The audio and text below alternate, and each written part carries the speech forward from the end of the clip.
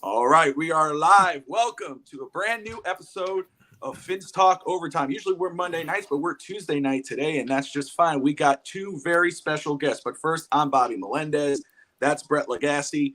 This is the Fins Talk Overtime on the Fins Talk Network. Hit that like and subscribe button.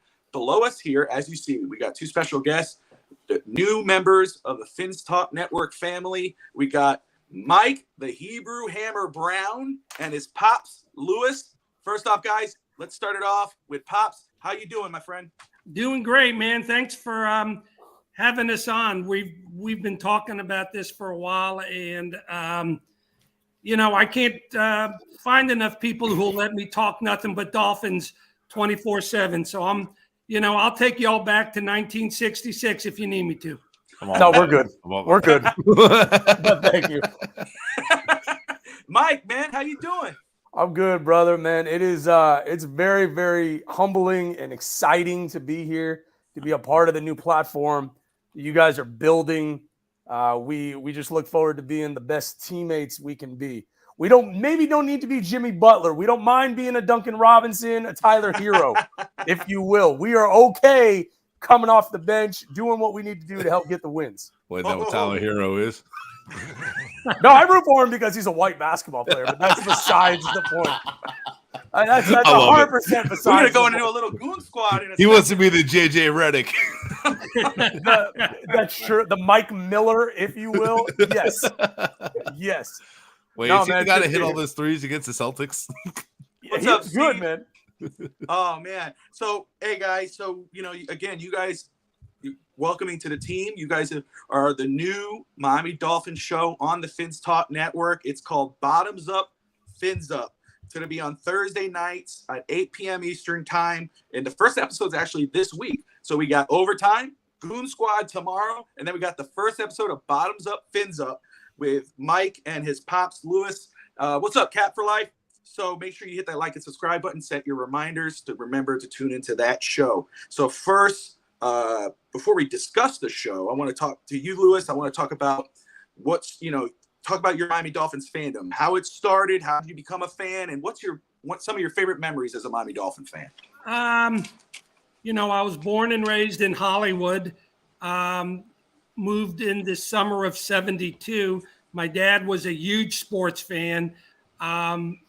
We had season tickets from inception back in 1966. And I just, became an instant fan. I mean, come on, how cool is it that we were Ace Ventura before there was even such a thing, We had Snowflake in the tank whenever the team kicked an extra point in, I forgot which end zone it was, the Dolphin would then come and flip the ball back out to the referee or the umpire. So Damn, cool. It was just a great time to go. And, watching them go from, what they started off as to hiring Shula, and making those moves with Warfield and Buonacani. And, the rest is history after that, Super Bowl 71. And then there you go. I think some of my best memories were one I can think of was 1971 AFC Championship game before any of y'all were even born. But Dick Anderson interception of a Johnny Unitas pass. And as he's going down the field, there was just block after block after, it's something that you see. And go back and watch the replay. But to me, that was probably the loudest that I've ever heard the Orange Bowl was that day, the 71 AFC Championship game. And I guess another great moment was by the time I moved here, 1974, Rice Stadium, I saw Miami dominate the Vikings. So those are probably two of the best moments I can think of. So obviously, since the beginning to right now, this is going to be probably better to ask you because you've seen it all and all the players. At least give us top 3 favorite Dolphins of all time. Ooh, wow. Ooh. If you don't say Ronnie Brown, I'm going to be really upset. Yeah. I guess the guy over your shoulder to my right, probably your left. I mean, how do you not go with Dan Marino? Larry, I loved Larry Zonka, and I'm going to add a fourth one too there. Paul Warfield and Nick Buonacani. Oh, there you go. Okay. All right. Paul Warfield is a name I have not heard people talk about in a long while. No, I was just reading up on him today, actually, for we do trivia on Fins Talk today, which is Saturday with Hank and myself. And right. I like to get him with that trivia. And I was just reading up one with Paul Warfield. You know how we got him, right? It was a trade from the Browns, wasn't it? Yeah, Shula showed up on a Tuesday, and they ended up trading. They had the number 3 pick, and Mike Phipps was there at 3, but he already had Greasy, so he flipped it over to Cleveland for Warfield. Wow, what a great I've met him, just a class act on the field and off the field too. That's really cool. Oh, Evan, I see you there, brother. Thank you for tuning in from the cruise ship on your vacation. And stop flexing, Evan. God. I know. He's like, I can't believe I can stuck in our houses, Evan. Thanks, bro. Ass. Yeah, Evan. Got this cloudy sky I'm looking at Evan. right now. And Evan says, why doesn't Bret wear any Fins gear? That's what we were talking about. Why the hell he's even here? I got Fins gear, but I usually save it when I'm watching the game and stuff. G says, thank you for tuning in, G. Jason Taylor, Ricky Williams, and Devon Bess. Wow, Devon Bess. Okay. Wow. All right. That's phenomenal player. Yeah. Phenomenal player. I like it. And California, as always, guys, thank you all for tuning in. Don't forget to hit that like and subscribe button. Mike, I see you, shaking your head and doing all this, man. Okay, so obviously I can say, how did you become a Dolphins fan? But obviously, to the esteemed gentleman on your right, for me, obviously did that for you. So tell me some of your favorite memories as a Dolphin fan and some of your favorite players. Besides being forced into this life and not being able to pick anybody else. Oh, no. Yeah, no, I mean, when I was 12, the Texans came here to Houston, and my dad said, you got 2 options. Either you can become a Texans fan, and I'll kick you out of my house, or you can be a Dolphins fan, which is pretty much how it went. Amazing. No, Great man, father. I've been exactly right. Never seen the DNA test. No, man, I've been a Dolphins fan my whole life, but for me, my greatest memories with the Dolphins are watching games with my dad. We watch the games. We go to the local Hooters or the local sports bar, and every Sunday, all the waitresses roll their eyes because here's the 2 guys that walk in Houston, and we have to take up a TV for the Dolphins game that nobody else wants to watch. So they stick us in the corner, by the bathroom. And we're like, all right, man, that's cool. We get a TV. You know what I mean? So we're good. Favorite players, it's Dan Marino, obviously. I'm a big Jason Taylor guy.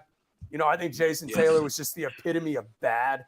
Like, that was a dude that you did not want to mess with. Zach Thomas, Ricky Williams, Chad Pennington doesn't get the deserved love and credit as the Dolphins quarterback. Yep. I feel like, so I got to give my boy Chad P a shout out. But my favorite memory, and we're going to talk about this on the show on Thursday, was going to a Jets game and getting a hot dog thrown at me in Jet Stadium. And the best part was the guy hits me with a hot dog, and my dad turns around and wanted to fight him. And my grandfather looks at him. He goes, "You have no shot." And Dad turns around, and we go back to watching the game. The guy hit me with a hot dog, and it had mustard on the hot dog. And I've never washed that jersey. So if you go to my father's house, there is a Dan Marino child's jersey with a mustard stain sitting in a closet upstairs. That's probably one of my favorite memories. Just going to a game and just standing up for the Fins like we will do every single day that ends in Y. Typical Jets fans, boy. Yeah, exactly. Yeah, they're annoying. They're annoying, but I went to a Dolphins game in Philly, and that was an experience. I've been to 2, actually. No. 07 and 15. It's actually not as bad as people think, but man, they get so mad. But a lot of them are actually just cool to drink and hang out with me. That's fair. That's the thing too. That's what's cool about, I guess, living in different states too. I've been to plenty of games in Miami. For me, Mike was my stepfather, Ralph, and he was, when we moved to Miami, he was a diehard Dolphin fan. So that's all we watched, and I got a Chargers pillow. I think I got that from my father on a Christmas, and I was like, oh, this is a cool logo. Doug Flutie, Junior Seau. But yeah, that was not going to fly at my house where I was living. So obviously, but you know what? I'm a diehard Dolphins fan above everything. Again, I grew up in Miami, so Miami Heat, Marlins, Panthers, whatever. But Dolphins are always number one. But what's cool about living in other states, as you guys are saying with New York and obviously Houston, Philadelphia, is you get to experience it with other fans. For me, being in Tennessee, I've been to two or three Dolphin games here, and when they face the Titans, and Tennessee Titans have been great. They've all been really nice. So it's kind of interesting to hear all this. Too bad your experience wasn't great this fast. Yeah, I was about to say, man. I didn't want to think. Oh man. Oh, sorry. Dolphin fans were going off that game. Well, you know, it's interesting. You talk about Dolphin fans like all over the country. Michael and I went to, my best friend growing up in Hollywood. We went probably about 4 or 5 years ago to Seattle. And, you know, he thought it was to come visit him and his wife, but it was opening day and Miami was opening up there in Seattle. And this is when Seattle was still, you know, they had the Legion of Doom and Boom and all that. And that place gets really loud. But I'm going to tell you, there was it was probably 35-40% Dolphin fans, because at the end of the game, I'll never forget, Miami was ahead 12-10 with about a minute and a half, and that stadium was chanting defense. So there's fans all over, and they support. They come out and they support. There is no Legion of Doom, by the way. It is the Legion of Broom. Okay. I just wanted to. No, I'm just letting you know. You know. I should have called it the Legion of Doom. But that's right. You know, I kind of like the Doom better. So good on you, man. You may have found something there. Good for you. Know, they understood what I was talking about, but they weren't as rude as you. That's all. We let it slide. It's entirely possible. I'm just getting warmed up. But it's true though. I noticed that Dolphin fans out of Florida, I'm surprised by how much there is, you know, especially here in Tennessee. What I found out before they had the Titans, most of them were Dolphin fans above anything else. So Miami's a national team. I don't care what anybody says. It's obvious that Evan is back. Evan's been he said my wall's blank. He ordered me a time poster. Yeah, are you doing the show from a prison cell or what are you doing? No Dolphin stuff. It's my wife's office. It used to be mine. I gotta set some stuff up behind me. I gotta do something different. Next week he'll have it all blue. He'll be ready to go. I could do green screen behind me. Could have Tua standing behind me. That's right. You smile there. But only do it if he's shirtless. That's the only way I want to see Evan it. says, and I'm sure you saw this, Bret. Evan says that any Tua negative talk from us, or you especially, he will let Tua know at training camp. So. Evan, get your notepad out. All right. So, again, you guys are watching Overtime on the Fins Talk Network. Hit that like and subscribe button. So we talked about your kind of history as a Dolphin fan.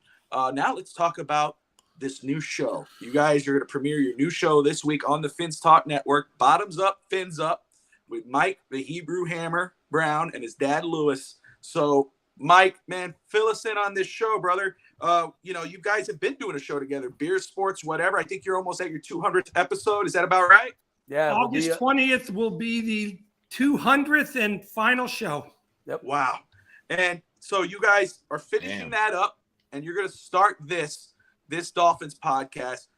Before we get into what this show is about, what fans should expect, how this show might be different from others, what made you guys decide to do this?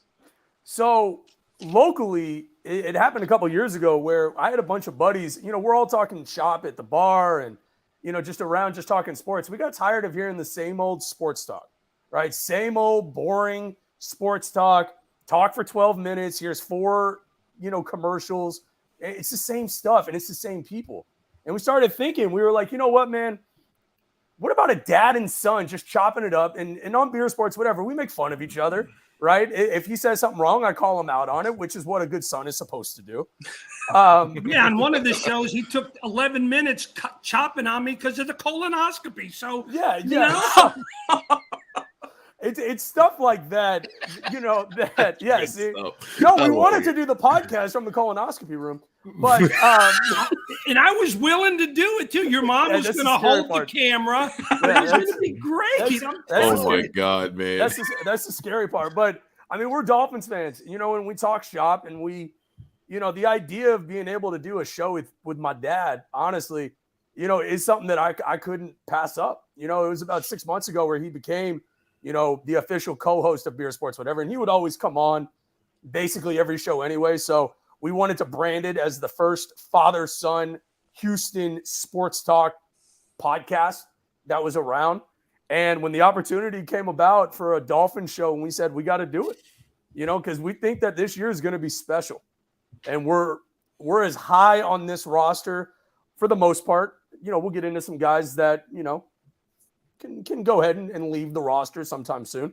But for the most part, we think that this is going to be a very special year. And we said there's no better time than the present to get this going, get this off the ground. And some of the ideas that we have, we hope that it's going to bring a really unique experience to our listeners and people that tune in.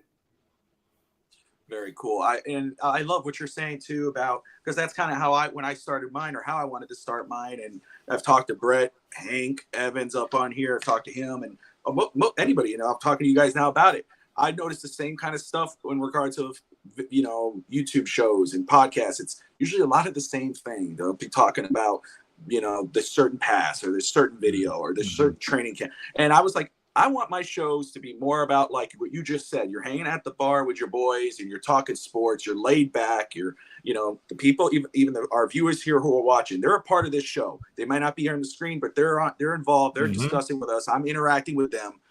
They're as much part of the show as we are. That's why I'm always crushing beers on the show, right. man. It's a laid back environment. We have fun. We can pick on each other. No hard feelings. We have a good time. But we talk Dolphins and sports in general. So I'm very excited about this concept and have both of you guys on and start your new show. Lewis, so you've been around obviously since the beginning with Dolphin fans. Obviously you're probably talking most about the history of Dolphins, but what element are you thinking about when you're thinking of this show, how it starts out? What are you going to bring to this show? Well, I'm pretty much the arm candy of this show. I follow Michael's lead, and what I'm going to try to contribute.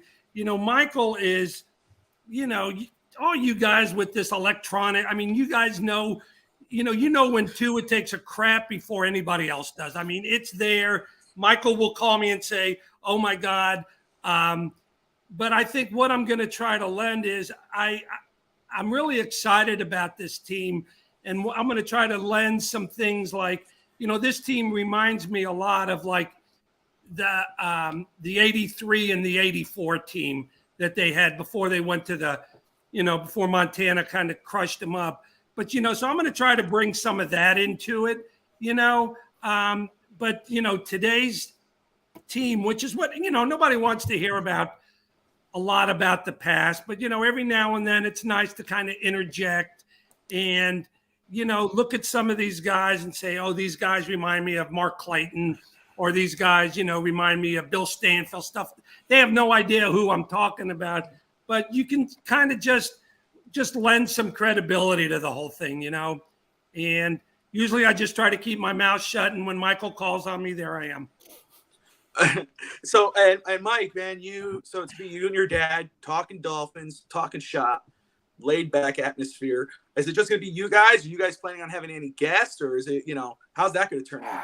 Yeah. So what I like to stir it up a little bit. I have no problem muddying the waters, bringing on whoever, whenever, however. I want fans on from different cities. My thing is with Beer Sports, whatever, we've had 8 radio hosts from here just in the city of Houston on the show over the years. We've had, sports, professional sports athletes, Davin Meggett, running back, Colts, Texans, Zeke Reiser, defensive end from Maryland and the University of Houston, people from out of the city. We tweet people because a tweet it costs nothing. That's right. We've done shows from, Church Brewworks when the Dolphins were playing the Steelers. When the Dolphins are playing the Lions, we did it from Buddy's Pizza up in Detroit. I take my laptop anywhere we go. I will tweet out to Dolphin fans. I want this to be a show by the fan for the fan. And what I'm looking to do, I will be in Baltimore. I'll be in Chicago. I'll be in Detroit for the games this year. I've already started reaching out for the show to do live shows from sports bars, breweries inside of those cities. And we're going to tweet out to Dolphin fans and say, hey, come hang out with us, grab a beer. potentially, I've got dad's credit card. I'll put, 6 or 7 rounds on the card. It's one of those situations where I want to grow a community, but I'm also, 100%. I don't want it to be just a, bottoms up, fins up podcast community. I want us to help grow the Dolphins community as a whole. I want to interact with other hosts. I want to interact with other shows. I want to bring on, if we're playing the Bears, ESPN Chicago guy, hey, you got time on Tuesday to come on the show and let's talk Bears Dolphins, to give our fans, our listeners, people who want to tune in, the ability to hear people that they're not going to hear anywhere else. Well, you want to hear the perspective from the other side, too. Exactly. Exactly. Like if you're preparing for the Dolphins on Sunday, no one's going to give away, well, here's our game plan, but hey, this is what we're looking at. You got 2 receivers that are going to burn it, blah, blah, stuff like that. But it's nice to hear it from the other side sometimes. Yeah. And the other component of what we want to do, it's in the title, is we want to feature, mostly Florida beers on the show. We want to do, a Funky Buddha, reach out to them and say, hey, we're a new show. We don't want any money from y'all. We literally want to feature y'all on our show. And we're willing to literally come on the show and say, look what we're sipping on tonight while we're talking Miami Dolphins football. Cool. It's stuff like that. And we're going to do trivia contests. We're going to do, shows from different cities. We're going to travel with the team. We're going to have a lot of fun. And that's literally what we are about at Beer Sports Whatever. Now bringing that here. Fun, excitement, energy. People don't want to watch a show. Hi, welcome to Finn, welcome to Bottoms Up Fins. Right. Dolphins are playing this weekend. No, man, we got Tyreek Hill trying to take down the entire league. Let's talk about it, baby. That's what we want. It's got to be fun. Devil's advocate. It's got to be fun, and people like fun. And I'm going to tell you, when they lose, I'm in a pissy mood. I got to tell you. My wife will tell you, oh, shit, I better stay away for a couple of days, But in a situation like that, when you're whining, other people want to whine in the same pot as you do because they're just as mad as you are. Yep. Or make excuses. Yeah, right. No, I mean, in all honesty, every loss that we're going to have this year, we're just going to preface this. We're going to blame it on the refs. Because it's not our fault that we're going to lose. We are going to blame it on the referees. So that's fine. Yeah, but that's an easy target. We can always blame the referees. Love the it. other half will blame Tua. So there you go. Oh, come on, man. Don't spoil the fun. No, I didn't say. I just I'm not.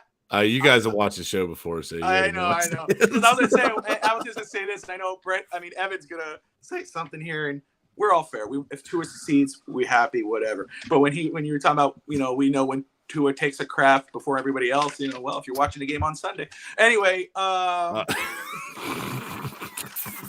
was holding it for a while. That was good too, Bobby. That was damn good, dude. Yep. Thank you guys. Appreciate I'll go ahead and leave that Tua jersey in the closet, and I'm not going to bring it on the show. I'm just playing, man. Okay, so but let's talk about Tua. Let's talk about the current Miami Dolphins and the expectations for this season. Yeah. So, man, let's just start with that. Let's start with you, Lewis. The Dolphins. They've done this before. They've won the offseason, okay? At first it started a little slow. People kind of scratching their head. They got Cedric Wilson out of Dallas. They got, people, they got Connor Williams out of Dallas. They got some other guys. And then they finally got that gem that everybody wanted was the left tackle out of New Orleans, Terron Armstead. Then the next day they shocked the world. They got probably the number 2 wide receiver in football in Tyreek Hill. That's right.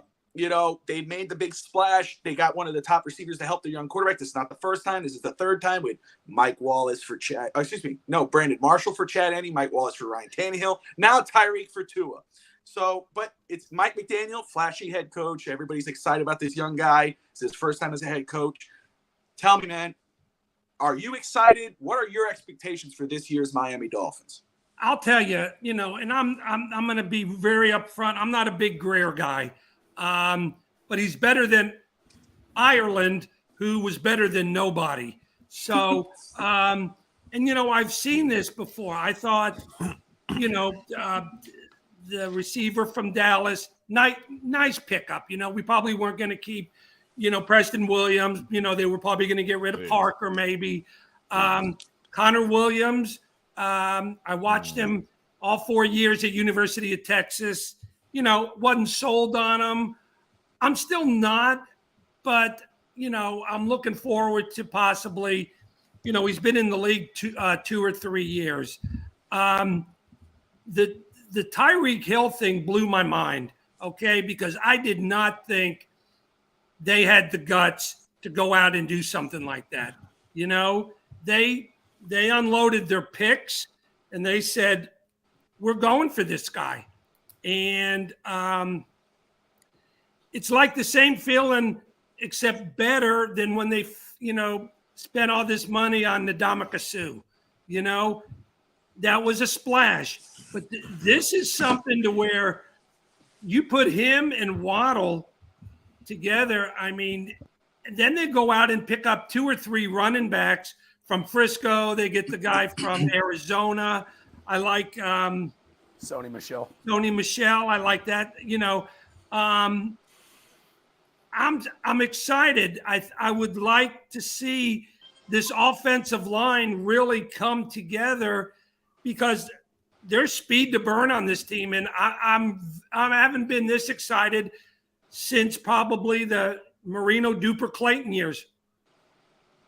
And absolutely, I mean, because of everything they have done, and people, Mike, been critical. There's Tua stands, there's quote unquote Tua haters, there's in betweeners. Right there. I'm one of the kings. Yeah, if you follow Twitter. But man, there is a lot to be excited about this football team and about the promise of what Tua might bring. Because a lot of people believe, and rightfully so, there is potential in this guy, this kid. He's third-year quarterback out of Alabama. So first off, before this season, what is your thoughts on Tua? And do you think actually that with the new additions of Tyreek, Chase Edmonds, Sony Michel, Raheem Mostert, Jalen Waddle's second year, Mike Gesicki, offensive line, which hasn't really been much different. Connor Williams and Terron Armstead is the only real change here. But with this offense and this new head coach, man, do you feel, second question to that, with how you felt beforehand, but right now, do you think he can make that leap to actually be the franchise quarterback going forward? I do. And okay. I'm not going to give my prediction of Super Bowl because that would just be really cliche. And I'm not about cliches here on this show and moving forward. So I will not say we're going to go to the Super Bowl. Listen, man, he honestly gets the biggest rap from the national media I've ever seen. Like, why? Because here's the thing. You want to compare him to Justin Herbert? Okay, that's fair. Tua didn't have Keenan Allen. Tua didn't have Austin Eckler. Tua didn't have Mike Williams. You want to compare him to Joe Burrow? They gave him Jamar Chase. They gave him a good defense. They gave him a legitimate running back. Tua's best weapon in the 3 years he's been here outside of Waddle is no one likes Devontae Parker. Mike Gesicki. Mike Gesicki, who's Mr. Inconsistent, who I would not sign to a long-term contract. I mean, and by the way, he's open a lot, and he's almost got his head taken off because to his inconsistency throwing the ball and having him stretch out. But yeah, I mean, it's fair. That's fair. But also, let's compare him to, let's call it one of the best quarterbacks in the league, Josh Allen. Josh Allen didn't take the step forward that he's taken until they got Stephon Diggs. And by the way, that was in his third year in Buffalo, which is the same that Tua now has. Tua doesn't do it this year, then he's gone. Goodbye. They have 2 first-round picks next year with 5 legitimate quarterbacks. Will Levis, Bryce Young, C.J. Stroud, Spencer Rattler coming out. Like, you have these guys that will replace Tua next year, if not Jimmy Garoppolo. We won't get into that now because that's a bag of Skittles that I really don't want to open. No thanks. Our next topic. No, just kidding. Yeah, right. Right. But no, in all honesty, I like Tua a lot. I would love to have a beer with Tua. I think he's a nice kid. Nice kids don't win football games in the NFL. I think he's got the skill that you need in order to take a team to the playoffs in this league. I think he's incredibly precise. He has a winning record as a quarterback in the NFL. Like, what more do Dolphin fans want from him? And we're also here, by the way, to try and help the healing of Dolphins Twitter because we keep fighting with each other every week. Like, there's no good vibes week. It's either like you suck, you're this, you're that. Like, just enjoy being a Dolphins fan, man. Even when they win, it's awful. It's terrible. Even when the Dolphins win, God. you would have thought like, oh, Kate Upton sucks because she can't cook. It doesn't matter. They will find something wrong. We'll win in the last minute. Damn. Well, we'll win in the last minute on the last second field goal. Well, why was the game so close the whole game? You can stop because nothing was, what you're going to say right now is going to be better or funnier than what you just that said. That was good. Like, oh, man. It was fun. Man, she can't cook a steak. You gotta understand, we got Kate Upton here in Houston with Justin Verlander. So, she's always at the game. So, all right. I'll go ahead. Respond, Brett. No, go ahead. No, I'm just saying and I'm sure every fan base is like this. They're going to piss and they're going to moan. But I have never seen so much negativity, not only from our fans, but from all the talking clown heads on ESPN and everybody else. The guy's been in his third year, and you know what? Y'all can say, what you want, but I got to tell you, I think Flores had a lot to do with some of Tua's not so good stuff either. He wasn't a big Tua fan at all.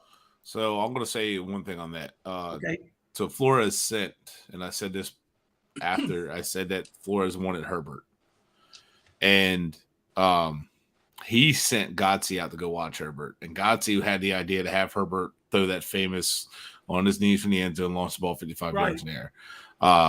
I should have never learned how to evaluate because it kind of took away, not the fandom, but it took away my ability sometimes to enjoy things like I should because I over-evaluate everything. So that's the sucky part. But at the same time, I still enjoy wins. I still get pissed off at losses, but I understand them different. Like I'm always like digging, okay, why did they lose or why did they barely win that game? So I do enjoy digging in. But on the topic of Flores with Tua, Jordan Palmer, Jordan Palmer, who has coached Josh Allen and Joe Burrow, two guys who are like tops right now, right? Right. That's not by coincidence. Those guys put the extra work in with the correct trainers in the offseason, not their coaches. A lot of times you hear quarterback coach this team and that team's a quarterback whisperer. No, it's the work these guys put in with quarterback coaches like Jordan Palmer, right? And Jordan Palmer always talks about confidence, wavering confidence, and consistent confidence. Like wavering confidence is situational based. Like that means like, oh, my offensive line sucks and I'm struggling. My coach doesn't believe me, so I'm going to struggle. Guys like Joe Burrow, Josh Allen, they don't give a shit who their coach is, what their situation is. They know I have a job to do, and I'm going to go out there and I'm going to do that job. They're not thinking about everything else. And Joe Burrow is one of the most confident prospects I've ever watched. Just the way he carries himself is so confident. And now that he's built that confidence, I'm not saying you can't build it, but once he built it, you can't take that away from him. Right. Exactly. I'm afraid that with all these the offensive line, Flores, this and that, if it's because of Tua's confidence, that's very scary. You can't wavering confidence you can't win with.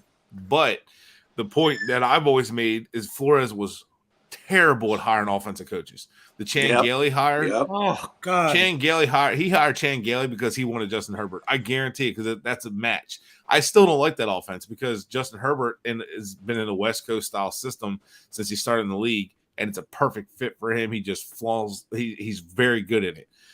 Tua fits well in the West Coast system for different reasons because he can be more precise when his footwork and everything is on time and his mechanics are on time.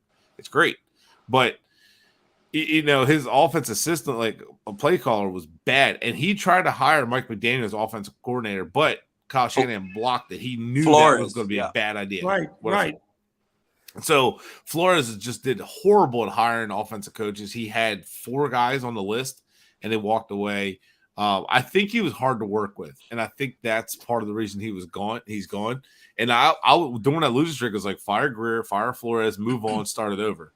And you guys talk about like quarterbacks next year in the draft, and I know my top guy is as of right now, but I don't want Greer making that decision because he's blown the decision, And he already blew, like, he had If the he has chance to make to that decision. take Herbert. Right. He had a chance to take Herbert and blew it. And then he blew with Austin Jackson, Noah Igbenogany. It's not just Tua. And the cornerback, too. No, he just said it, Noah. Igbenogany. Yeah, he blew that. Like, if you look back and see who we could have had, and I've talked earlier in the show, before the show started, I love Waddle. But I wanted Jamar Chase because he's a dog. I wanted Kyle Pitts because he's a dog. I love Waddle, though. Like, it doesn't hurt that. That's not, like, devastating that trade down and take Waddle there. That's fine.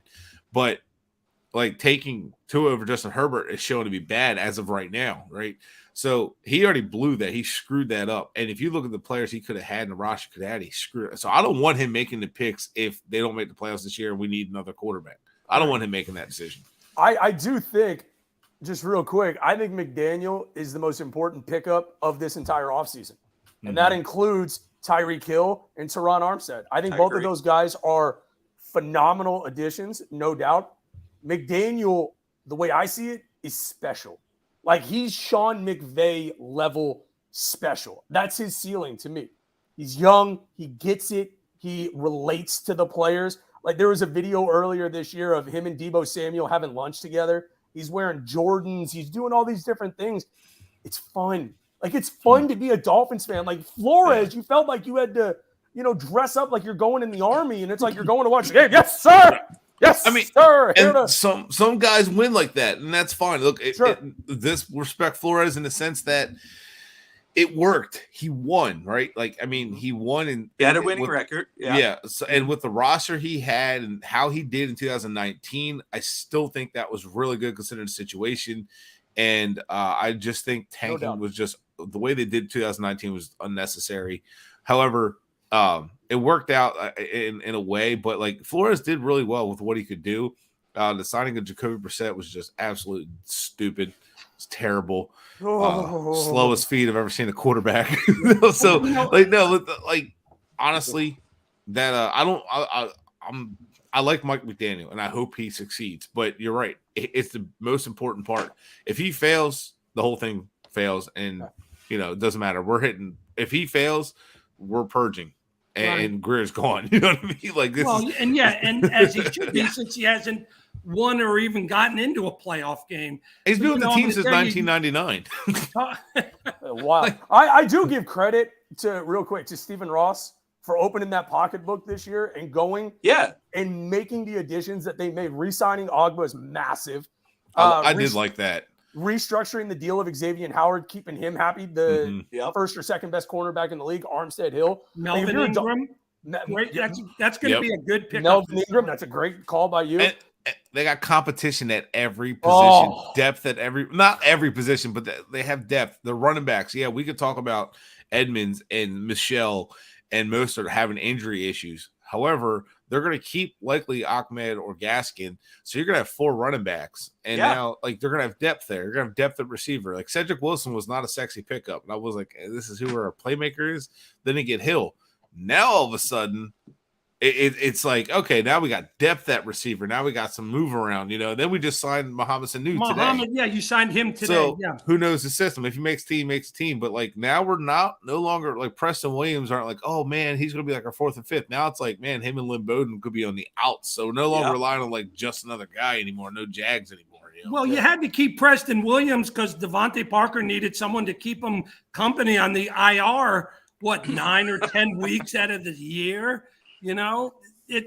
They're always hurt. He has made some unbelievable catches, but the guy can't stay healthy, And I would say, because Mike's point about Mike McDaniel, because that's my viewpoint. I look at this roster and I can understand it. No matter where you stand on Tua, you're excited about this team. If Tua can reach that level, it's now because of the weapons and everything else. However, I look at this roster, it's sexy on paper. However, what I'm more excited about, and that's been what I've been saying for a while, is the coaching staff. And I wasn't about Mike McDaniel when they fired Flores, because I thought they should have fired both. When we fired Flores, I was like, you need to get a veteran head coach who's done it before. I don't care if he's failed. I just needed, because Adam Gase, Brian Flores, Joe Philbin, all these new coaches, and it's always gone to the same damn thing. So, but offensive genius. Yeah. Tony Sperano, remember Cameron, 1-15. Cameron from San Diego. I mean, the list goes on, right? And so I was all about getting a veteran head coach, and I know a lot of people are like, "Oh, this guy sucks." Well, there's a reason why he got fired. Is because that's why he's available now. But Mike McDaniel, somebody posted a picture on Twitter, and he looks like that IT guy, and everybody goes, "Oh, this guy looks cool." Then you start reading about him, you listen to him, you're getting excited. So just full disclosure, I wasn't for it until I started reading more about him as I got closer. It was I believe it was who's the guy from Dallas, the OC from Dallas that they talked to more. Kellen Moore. Thank you. Moore. It was between him and McDaniel. Glad we didn't hire him. But you read about McDaniel, you see the coaching tree. You read about him, what he's gone through, what the players think about him, other coaches. Everybody speaks very highly of him. So I was like, the reason why I wanted a veteran coach who's done it before was because of the staff, because that's where Flores failed, in my opinion, was personnel decisions. I mean, it was just disastrous on the offensive side of the football, and what was going on the defensive side of the football, which is going to be a key point this season. Because if Josh Boyer actually is the reason why they were great last year at the second half of the season, great. If he was the reason why they were terrible at the first half, then there's a problem. But offensive side of the ball, I was worried about how the coaching staff was going to look. He gets hired. I mean, Frank Smith, Applebaum, Bevel. I mean, Wes Welker at wide receiver. Of course, you got the nostalgia guys from the Dolphins. Of course, Wes Welker's one of them. But Sam Madison, Pat Surtain, but you're looking at this coaching staff. And to me, I'm more excited about the coaching staff than I am about the roster, because offensive line hasn't changed. This is what people don't understand. Last year, with Tua struggling, a lot of people said, he only had 2-point-something-odd seconds. He doesn't have protection. He doesn't have this. And we need to sign this guy and this guy. We need to draft an offensive lineman. And I always said, it's not about investment. It's about development. The Dolphins, we invested enough picks in that offensive line. Austin Eichenberg, Robert Hunt, Robert Hunt is good. But Robert Hunt's been how good. Many guys are we, there's no problem with investment. It's development. And obviously the development, the coaching staff for the offensive line, the offensive side of the football was trash. Now, I think it's really not that much different on the offensive side. Terran Armstead, whoever you're going to put at left guard, center, Connor Williams, we'll see how that works out. Robert Hunt at right guard, and whoever's at right tackle. It's still a question mark. But why do I trust that? Why am I not too worried about the question mark? Because of the coaching staff. That's why, to me, Tua could be that guy. But the Dolphins, on paper, with this coaching staff right now, in my opinion, they're a quarterback away from being a contender. Tua can be that. He has all the tools now. There's no reason why it can't be that case. But that's where I stand on this roster. So I loved your point about the coaching staff, because I feel the same way. I think the coaching staff was the best addition to this team this year. And again, as Bret's point, if it doesn't turn out that way, I would not be surprised. And you guys are in Houston. You follow the Texans. No, I don't. Well, I would just say this. I'm kidding. No, you're good. I'll say my thing is this, because I don't believe Mike McDaniel will, but I don't think it's an accident that the Dolphins were the only team that talked to him as a head coach, interviewing him. I don't think it's an accident that they were, supposedly interested in Sean Payton first. I wouldn't be surprised. Now, they probably surprised everybody because everybody loves him before he's even coached a game, just by what Mike is saying, with everything's different about him. He's transparent. He gets along with everybody. The shoes he's wearing, all this. But so I kind of fear this might be a David Cooley type situation where it's a 1-year rental. If he flops, if it's below 9 and 8, he's out the door. I have that fear that this could be blown up because Ross has been embarrassed enough. This Flores situation now with the lawsuit and everything, I'm telling you, this is my internal thing here that I'm throwing out there, that I really believe that if it doesn't turn out the way we think it could turn out, that it could be a David Cooley type situation where it's in and out. Cooley didn't have any type of the talent that McDaniel's got right now. And we watch it. I mean, they had Deshaun Watson, I get it. But they traded Hopkins at one point. Cooley had nothing like this defense. Okay, this is a great defense. Okay, absolutely. He didn't have that. Cooley was the. What do we got here? God. Oh man! I will say this. Can we make T-shirts out of that? That's pretty good, you know. I mean, we could. Why not? Merchandise idea. I follow the Texans. I mean, I listen to Sports Radio 610 every day here in town. Sure. The difference between the two is that Cully was a moron. Like, sorry. I mean, I hope he's not watching the show, him or his family. You listen to the guy talk. He has no idea what he's talking about. He was so in over his head coaching X's and O's. There was a reason why the guy was an assistant for 28 years in the NFL and never got not only a head coaching job, he was never a coordinator. McDaniel was just the OC on a team for the 49ers that went to conference title game, went to Green Bay and won with Jimmy Garoppolo. What do you think he's going to do with Jalen Waddle and company and Tyreek Hill and Gesicki? The guy. Well, I agree. I mean, you want him to be the next Sean McVay, right?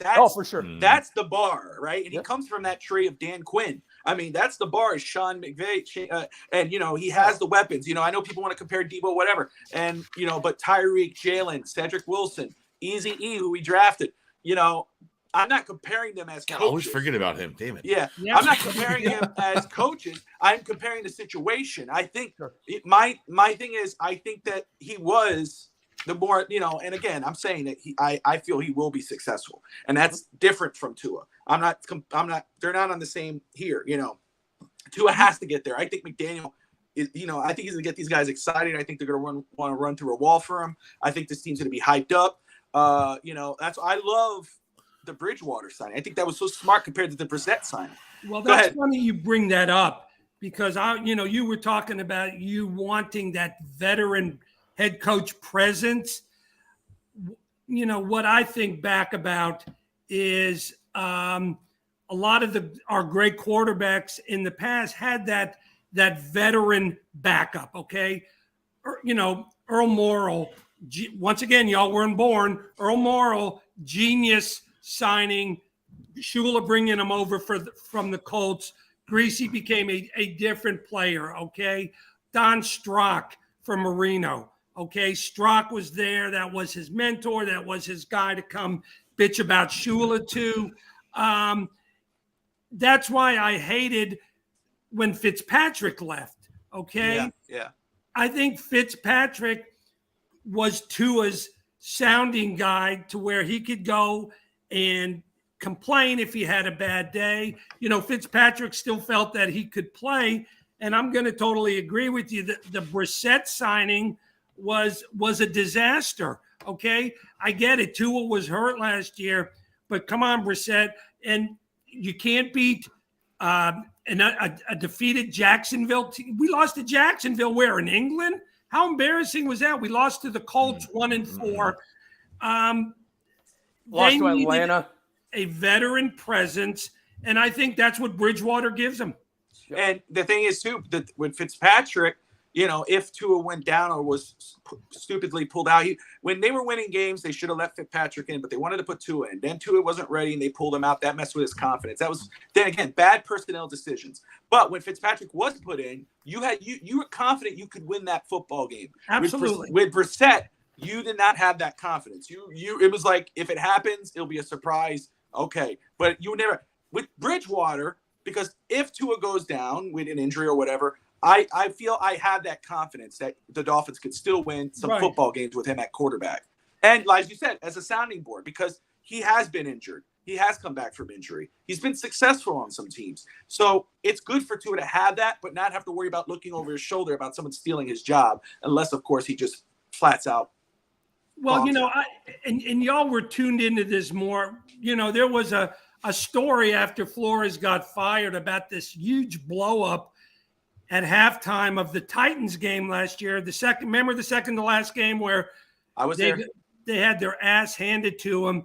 And from some of the stories, I mean, Flores just undressed the hell out of Tua and said, this is what I read, that I never wanted you. You sucked.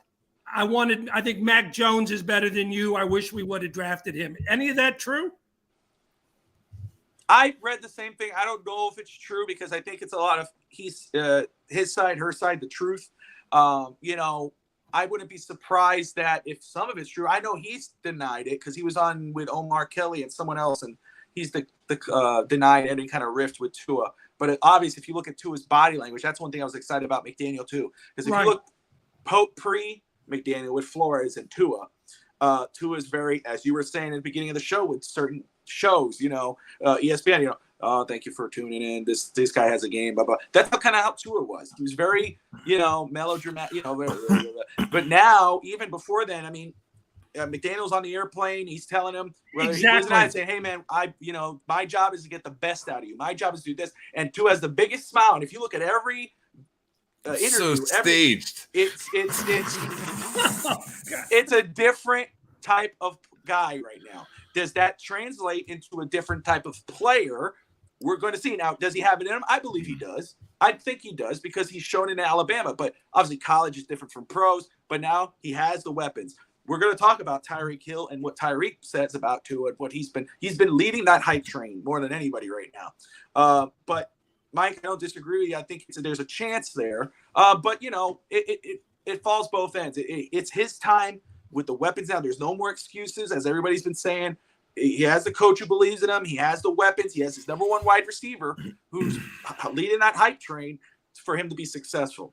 I'm going to go ahead and go with you with the Tyreek Hill. Tyreek Hill was on First Take yesterday.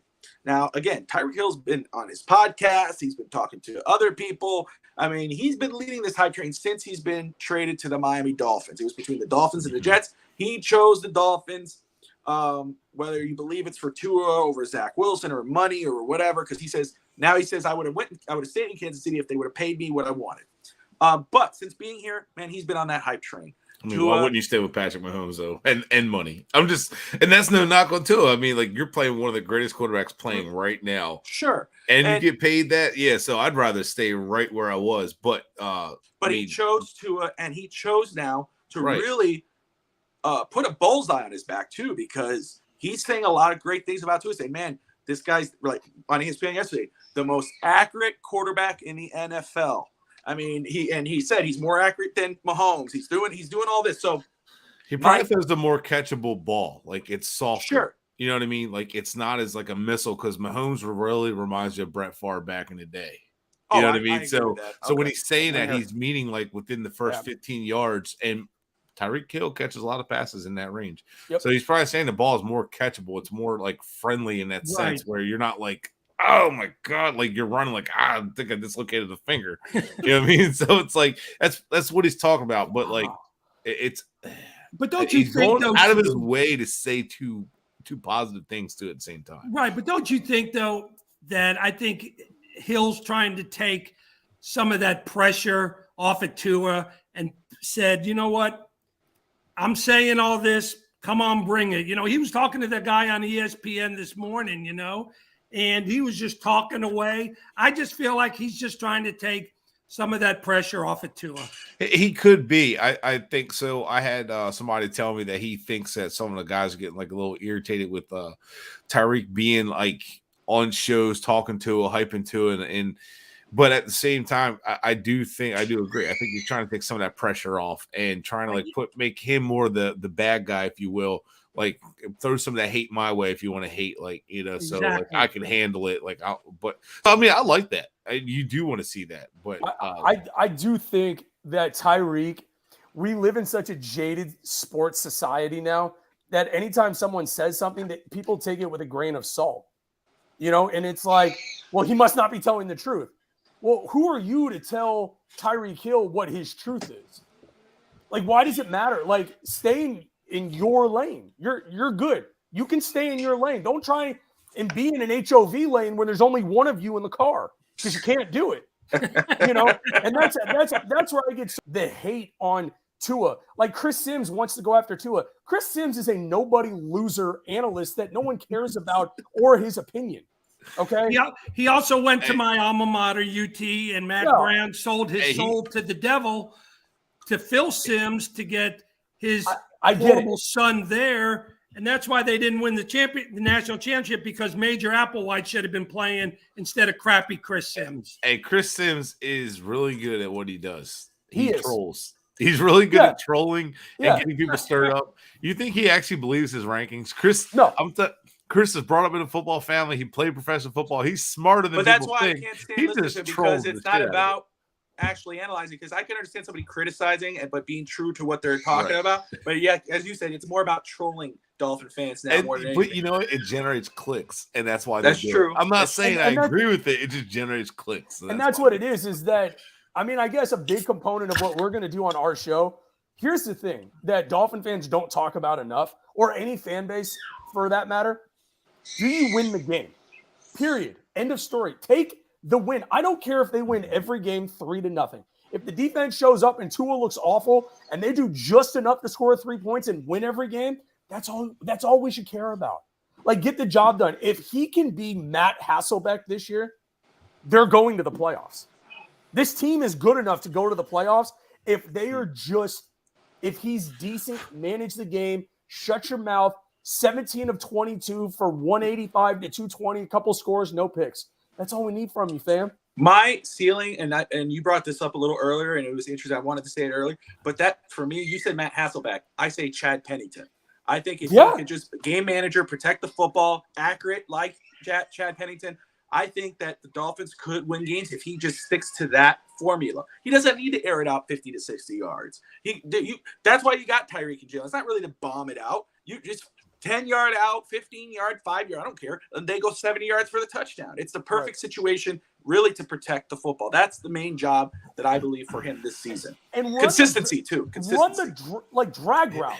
Like, I hate to use the Madden expression, but in Madden, in a couple weeks when the buddies come over, I'm going to destroy them with the Dolphins, run the drag. I'm going to tell you what I'm going to run. I'm going to run both one way and one the other way. Good luck. And if I hand the ball to Mostert or Edmonds or Sony Michel or whoever it is, there's so many different ways this team is going to beat other teams. And I'm going to be banging on this. This is a playoff team. This is a team that will go to the playoffs this year.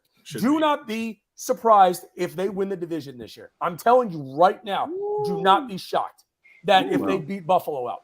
I'm calling it right now. They're gonna have to find a run game, or the run game to be there, because you put the ball into his hands, it's not going to be him carrying the offense. Nope. He's never done it. No, that's true. But go ahead, Brent. I'll let you finish. Sorry, yeah, and just real quick, like the problem is you mentioned Matt Hasselbeck, right? What happened when he went against a real quarterback in the Super Bowl? Love Matt Hasselbeck, Yeah. So, like, the point you're making is good enough to make the playoffs, but is it sustainable enough? And that's where my problem is. See, the thing is that people get confused. Tua isn't a bad quarterback, but he's not a great quarterback. And good quarterbacks, where does it lead us? And I'll give you a good example, and a lot of people probably won't agree. It's Kirk Cousins. He's not a terrible quarterback whatsoever, but he's not in that upper echelon either. So he's right in the middle. That's why they don't. I think. But that's what why I they like don't about win playoff Kirk games sometimes. Cousins, what I like about is consistency. He's consistent. Right. His numbers are always. I mean, Yeah. And this is not saying over Tua, but I'm saying if Tua didn't work out and then Kirk Cousins was the guy available, I would pick Kirk Cousins over Jimmy G. So I have some people that say that too. I would take Kirk Cousins over Jimmy G. Jimmy G, I'd like every day of the week. And to me, Tua's ceiling is Jimmy G. I don't really like. I want to go higher than that. So, Mike, to me, Jimmy Garoppolo wasn't good enough in that Super Bowl. Got it. Right. Yeah. No, but Jimmy G could not make the key throw in the Super Bowl, right? And then just this year, the backs against the wall against the Rams, Jimmy G has a chance to lead them back, and what's he do? He falls flat. That offense is more than good enough. There's capable. There's receivers there. Run game. Ball's in his hands. He needs to make a play and put a drive together, and he can't. That's where the guys who are good do it. And sometimes you fall short, but he couldn't even put a drive together. And he fell short in that aspect. And that's where I see Tua all the time. Let me counter that. This is my little pushback, because I get where you're coming from. And, basically, can we count on Tua to win the game, put this team on the back and go? Confidence is huge. I think that if Tua has the confidence, if he's having a good season with these guys and the guys aren't behind his back, and I know this is a joke among some people, but if he could have any similarity to what he did in that Arizona game a couple years back, if that Tua could be that guy, then the Dolphins could win that game. He could lead that team. But the thing is, again, consistency and confidence with Tua as well. Mike, your point. I'm sorry. No, I was just going to say, Dad, I think you'll agree with this. Like, the difference between a guy like Tua and Hasselbeck and Jimmy G, go look at that national title game. It takes a lot of cojones to do what he did in that national title game. And I know it's not the NFL. I get it. I'm just saying he did it on a pretty big stage at one point in his career. What can McDaniel do to get back to that Tua? That's my question. And I'm of the opinion he's going to do it this year. I got a weird feeling this year that they're going to put it all together. I think they have too much talent not to. That's the only reason why I say why I believe Tua could make that next step. It's in the ball's in his court. I mean, you have a coach that believes, the offensive coach, the offensive staff he's put together, the roster in regards to the receivers, the weapons. Mostert is healthy. And I was going to ask Bret too about his opinion on that and how big that is, and I will. But that's why the ball's in his court. There's no reason why he can't take that next step. There's no reason why that, whether you're a disbeliever or a believer, whatever, that it's silent and everybody's on the same page now. Everybody's just a fan of the Dolphins. There's no more question marks in the quarterback position because everything is there. If it's not a lose-lose situation. It's a win-win. I keep saying that too. Because if Tua can't take that next step, as Mike has said at the top of the show, there's 2 first-round picks. Now, Miami could use those 2 picks to go get a veteran or keep building out this roster and sign a veteran, or trade up and get your quarterback, whether that's CJ or Young or TVD. Yes. I knew where you were going. Do not get Bryce Young. No, thank you. I know. I'm not. I'm just that's one of the guys I'm bringing up. But that's why, to me, like, I'm excited about this year, but I'm not worried about what the outcome's going to be because, again, it's a win-win for Miami. If Tua takes that next step, we're golden. We got 2 first-round picks to go get another star player and whatever. If he falls, we got the ammunition to go get our quarterback. There's light at the end of the tunnel. So, absolutely. I mean, there's positivity there. It's a good time to be a Dolphins fan. That's why everybody's excited. That's why everybody's vocal. That's why we got new shows coming. Everybody wants their people. People want to be out there, and it's a good time to talk Dolphin football. I mean, it's amazing. But see, so we got positive talking about Tua, and we have some negativity to talk about Tua. So we're balancing the network out a little bit. We are. Although even TD made me look more positive when I couldn't do the show that week. Evan was begging to have you back. We had TD Finns talking. If you're familiar with him, But TD, man, we love having you on, man. For sure. No, TD is one of the best. Now, talking about running backs, because I do want to talk about that, especially before we close out, because Mostert announced yesterday, I believe, in the morning, that he is cleared. He is ready to go. A lot of people were excited about signing him in the offseason because of not only the familiarity with McDaniel, he's one of the fastest players in football. So, Brett, I'm going to start with you on this because, as you're more analytical, scouting background, all that.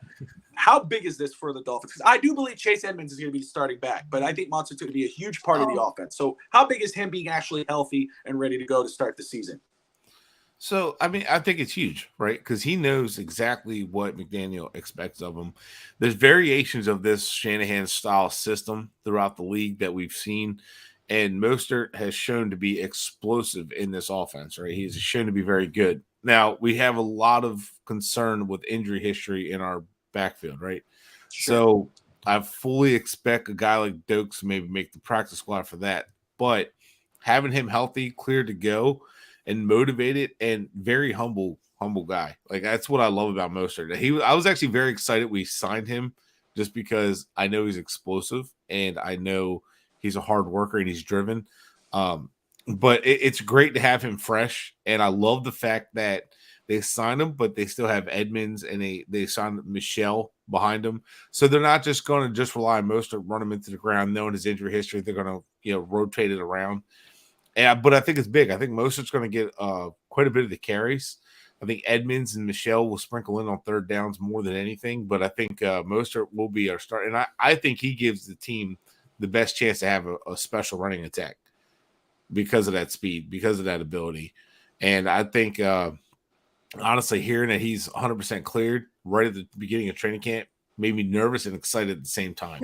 So I'm excited, really going to get him from the beginning to the end. And I'm like, well, I hope they give him veteran rest days because I don't want him. Can he make it to right? Yeah, like I don't want him to get injured. Don't run him to the ground. But I really don't think Mike McDaniel being a guy who's handled wide receivers in a run game for his entire career, I don't see that being a problem.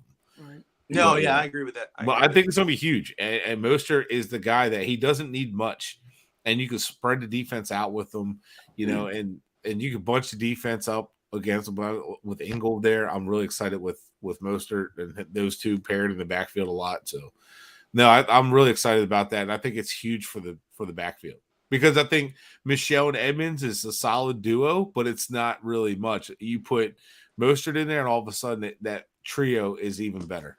I think you need Mostert to complete that backfield. Very cool. Mike, you have any thoughts? No, I mean, I think long term, I do have some hesitancy about the running back position. I agree with that. I think this year, I'm pretty excited about it. The guy that I'm looking at, if Tua pans out, is Bijan Robinson from Texas. It's been a good long while since you guys can be homers with Texas right now. Well, and Pops, I want you to quickly touch on this. You've watched more of Bijan Robinson than I have.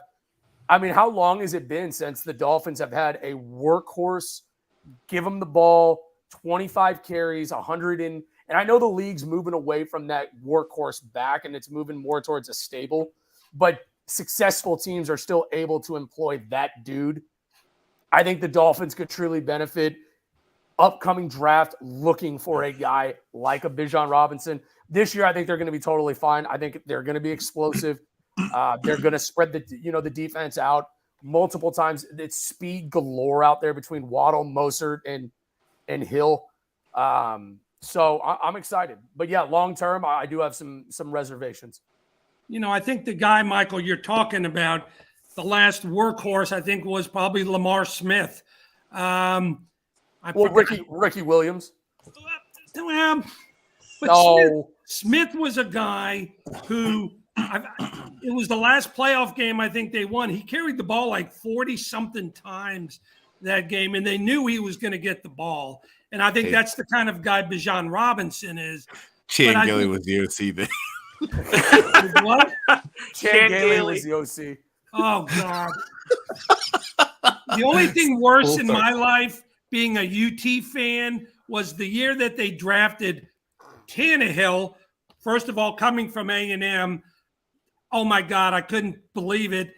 Then they decided to bring Mike Sherman, who was the head coach, who is as vanilla as they come, along with him.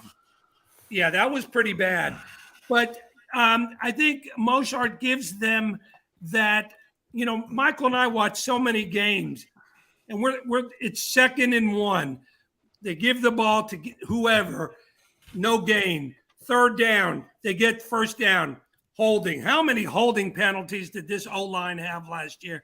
I think Mostert is going to be the kind of guy who's going to stick his head in there, and before you know it, boom, he's gone on the outside. That's what he gives them. He gives them that speed on the outside. Yep. And that's what I'm excited about with him. And I think you bring in Michelle and the guy from Arizona. Chase Edmonds. Chase Edmonds. 10 points. I think all 3 of those guys are quality backs that I think is going to give him more than what we had last year. I mean, Malcolm Brown couldn't get a yard on 2nd and 1, 3rd and 1. Gaskin, all right, Gaskin's fun. He's the Energizer Bunny, blah, blah, blah. But, he is what he is. He's a 2nd or a 3rd string back. Selvin Ahmed. 10 more points. Selvin Young played for UT, by the way. Sorry about the names here, but, number 26. Savannah Ahmed. Yeah, these guys. I think he makes it over Gaskin. Yeah, should. That's fine. But I think they've got a stable of backs this year that on 2nd or 3rd and 1, they can give these guys the ball, point to Armstead and say, go. And Evan's back. Evan stepped away, but he's back. But he brings up a good point because this is my dark horse. This is my impact player for this offense this year. And that's going to help this running game is Alec Ingold, man, that fullback. First of all, I am an old school type football fan. I love running the ball. I love, offensive line, strong offensive line. And I think right now fullbacks, Ingold, I think, is going to be huge for that short yardage situations. Evan, man, if you haven't learned already, these guys are joining the Fins Talk Network as our new Miami Dolphins show. It's Mike, the Hebrew Hammer Brown, and his dad, Lewis, for Bottoms Up, Fins Up. Guys, man, it's been so much fun talking Dolphins with you and learning about you guys. Your first show is on Thursday night. Don't forget, guys, to hit that like and subscribe button right now. Hit that reminder to catch their first episode. Mike, man, so the first episode's this Thursday night. What should the viewers expect? Man, we're gonna let the Fins Up community get to know us a little bit. Where we are as fans, what you're gonna expect to get on a week-to-week basis with us. We'll preface it by saying that we're not the X's and O's, if you will, where we're gonna break down tape. We're gonna break this down, that down. We're more of we want to hear from the fans. We want them to tune into the show. Give us your thoughts on what you see. We want to hear the fun stories. Where are you watching the game? What do you eat and drink during the game? Stuff like that. Like, we want the fun, funky talk that you come, you hang out, favorite beer while you're watching the game. But more so than anything, we're here to talk Dolphins football. We're here to break down. We're going to do the shows on Thursdays. So we're going to, as long as the Dolphins are playing on Sunday, we'll do a preview of what to expect, do a late summary of the game, before. And like I said, man, we're going to be a show on the road. We're going to be live from Chicago, Baltimore, Detroit. So far, we're going to hopefully mix in a couple games. We'll talk about the Legion of Doom in Seattle, if that's a thing. So, what are they in a secret lair under the pond? The more you talk, the more I want to see that DNA test. So yeah, that's true. Yeah, that's we'll do it live on the Bottoms Up, Fins Up. I'm excited. Man, and Evan says welcome to the family. I know Evan's we're talking about him doing a Dolphin show as well, but more for the homers. We're talking about that. So the network's growing, and everyone tuning in, whether it's right now, don't forget to hit that like and subscribe button, or afterwards. Put your comments below about what we talked about. We want to know what you're thinking, whether you agree or disagree. Come at us. It's all fun. We're all friends and family here, and and we're also doing other stuff too as the network is growing. I mean, college football, basketball, we got the Goon Squad, baseball, hockey. We're trying to grow this. So maybe professional wrestling. I don't if you have an idea, you have something, come to me. You can message me on Twitter. Bret, man, hit up Mike. Mike, what's your Twitter handle, my friend? For now, it's at BSW podcast _MB. But that will be changing on August 21st. But for now, you can find me there. Evan, it's not Kool-Aid. It's Busch Light Apple. My God, why are you subjecting yourself to that? You're a brave man. Hey, I'm a country boy, man. I drink. I keep it simple with my beer. I like it. Although I did crush the Voodoo Ranger. That shit's good too. Oh, yeah, it is good. Man, what is it? This is beer sports, whatever. You're drinking everything. I've seen three different beers. Hey, man, I always throw down beers on here, man. So I know. Chill. It's more cool, fun brother. that way. It's cool, man. So, guys, hey, everyone who's viewed in, Evan, Steve, Miss Fins, I saw you there. Thank you. If yes, you guys Miss have Fins, not yet, I did see you comment. I hit didn't that like and get to subscribe it. button. Check out her channel. Big friend to the show. Everyone who's tuned in, thank you. Don't forget to hit that like and subscribe button. Fins Talk Network. You're watching Fins Talk Overtime. This was Mike. This is his dad, Lewis. They are the new members of Fins Talk Network with the Bottoms Up, Fins Up podcast show. We're very excited about having them. Tomorrow is the Goon Squad.